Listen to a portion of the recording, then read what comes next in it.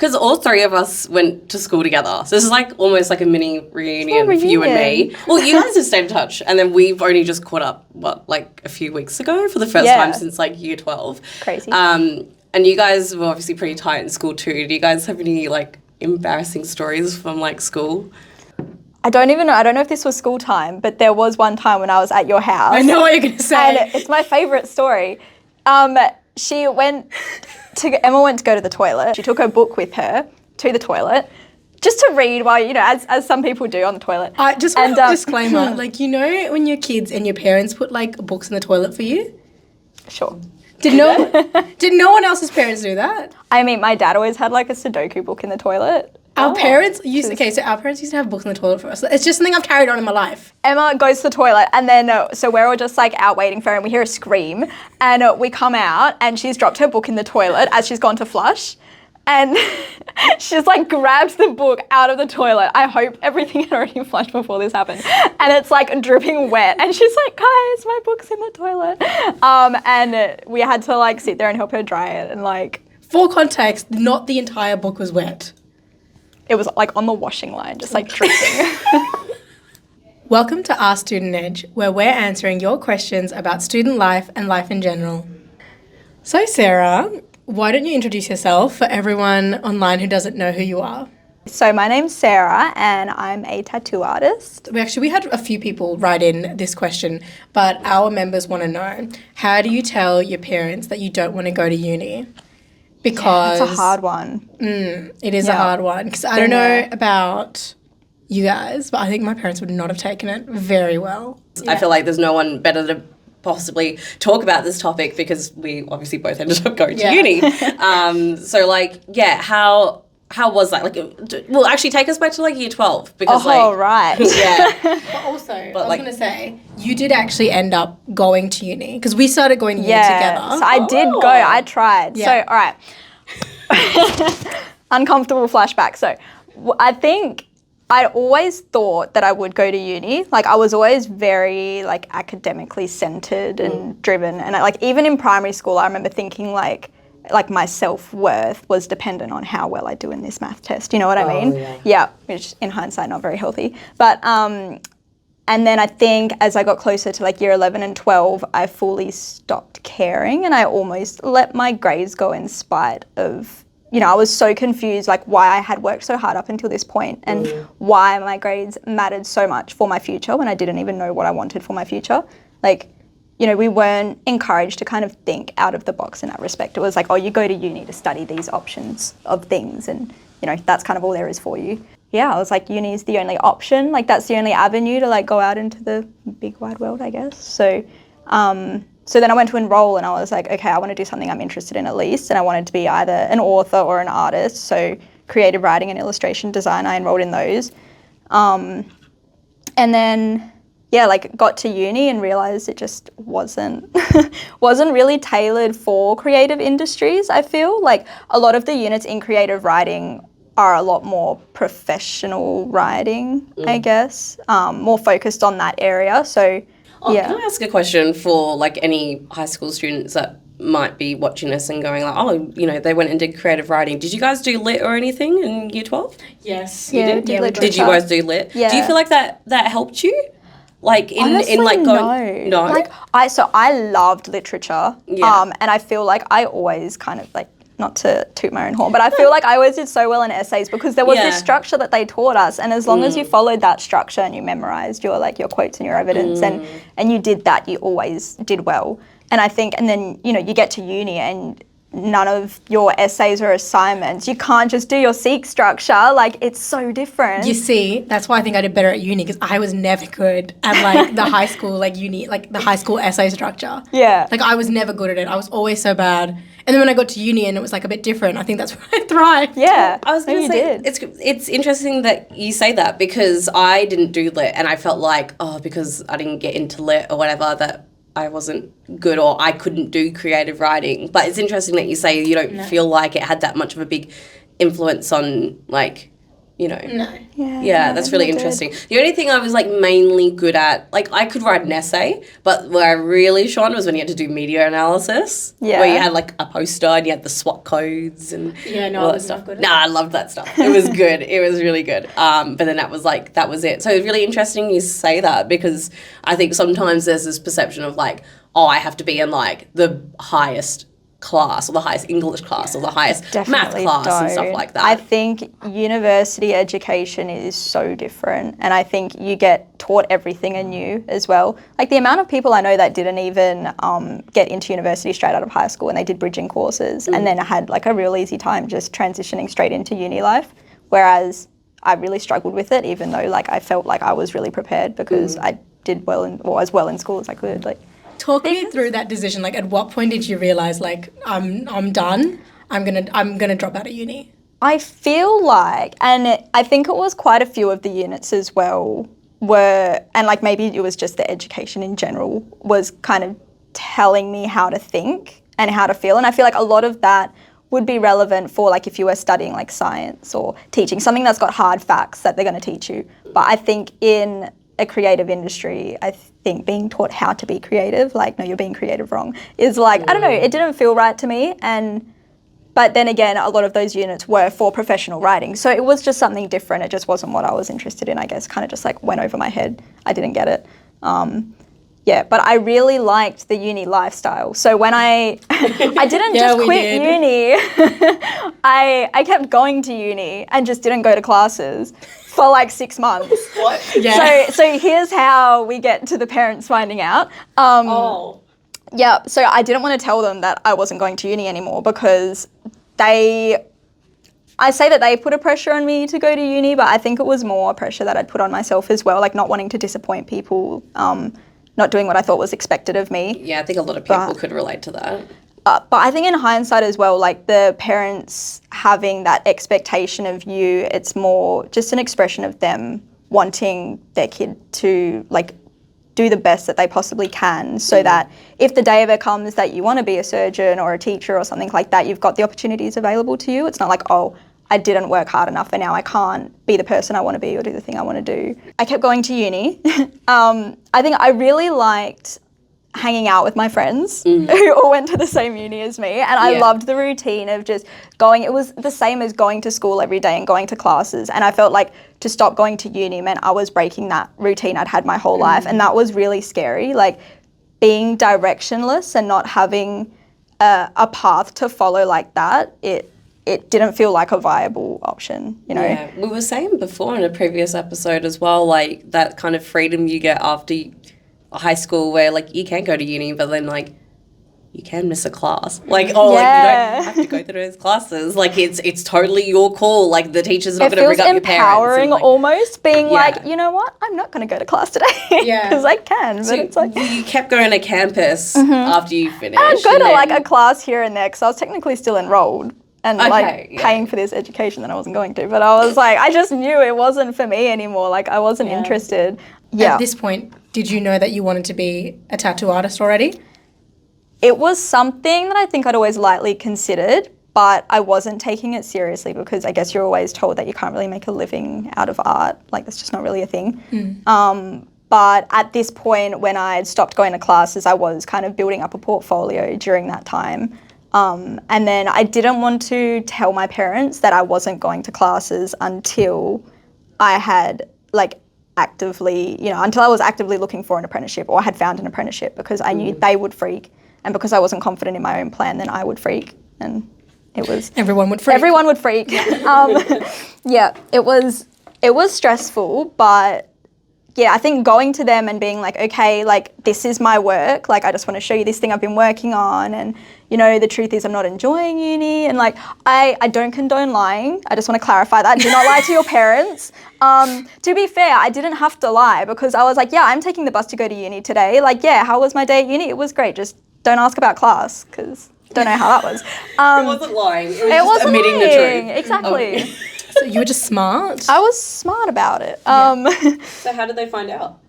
Well... You told them, didn't you? Or did they find out? I don't know that they actually know yet that I wasn't actually going to classes. But are they going to find sorry, out from Mum. this? Well,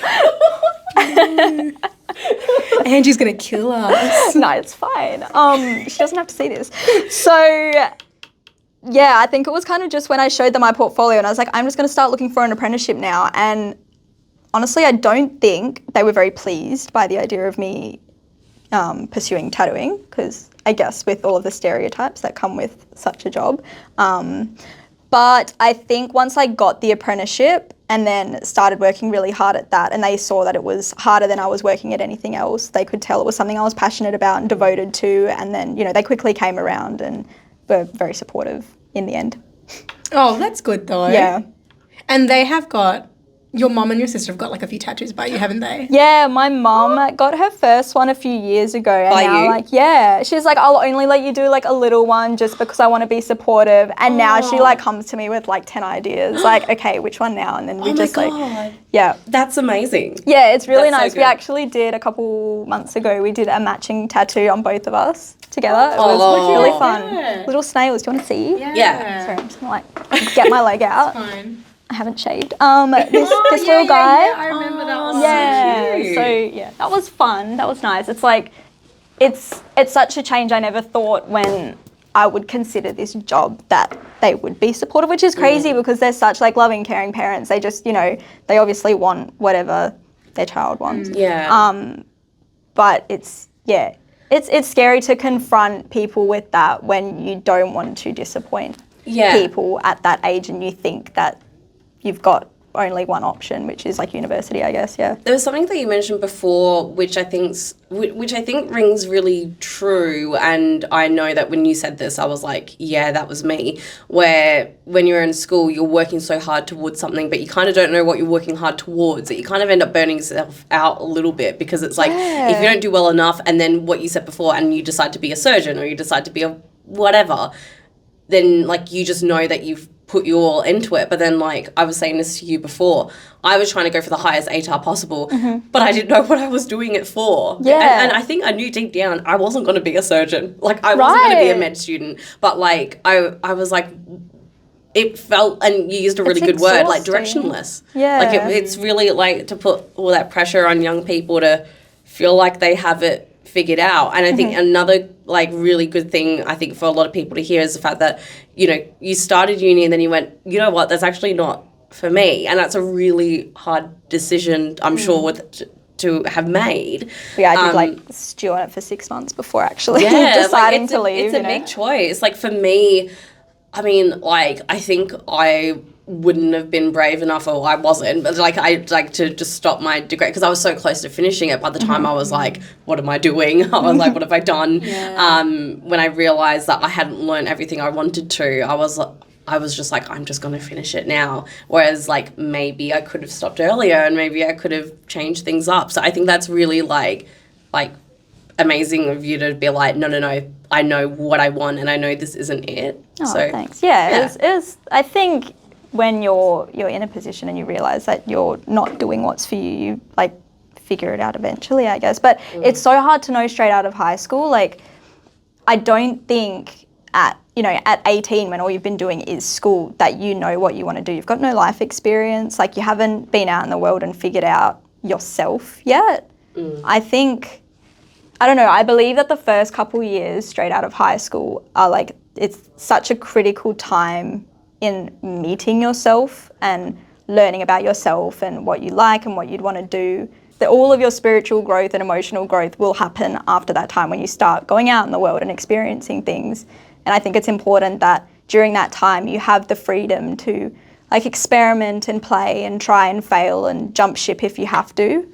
And I think the idea of disappointing anyone, like, life's too short for that. Like, you don't want to get to 50 and realise that you disappointed yourself because you didn't follow your own dreams. It's great that, like, although maybe your parents weren't thrilled with the idea at the time of you becoming a tattoo artist, like, they were obviously supportive enough. But do you have any advice for maybe some of our members who are going to tell their parents that they're not interested in going to uni and they probably might be met with a little bit of Resistance. a bit of resistance, yeah, a bit of like, Yeah, maybe, well- not lack of support, but maybe a bit of like, you know. I feel like I definitely did experience a bit of that at first as well. And maybe some parents might not even come around to the idea because I know that definitely a lot of, the older generation were still, like, even we were pushed that university is just the only way to go. So I get that, but also the new world has so many opportunities, like job and career-wise, that don't necessarily come from uni. Like,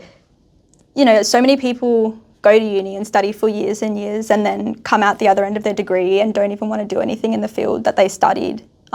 And like, time's so precious, you don't want to be wasting that time. And then you see people, like the amount of people we know that didn't go to uni straight out of high school, but instead they like found other experiences through like working retail or hospitality and like learning more about themselves. Or it's a lot about who you know as well, not just what you know, and you find other opportunities that way and discover new jobs. There are so many jobs out there that you like don't even think would exist. Like, it's crazy. And I think, going to university isn't necessarily the only way to find that. And that might be something that parents don't always understand. It's a hard conversation to have, like, because you don't want to necessarily disappoint or don't want to upset them. But like I said, you don't want to disappoint yourself either. And your future is yours. Your parents don't have to live it. You have to live it. So if they can't understand, I think they will either come around or, you just have to do it. If you could go back in time and like tell yourself in high school, like if you could give your younger self any advice or, something you wish you knew when you were in school, what would that be? That's a hard one. It's a little deep, sorry. Yeah, it's very deep.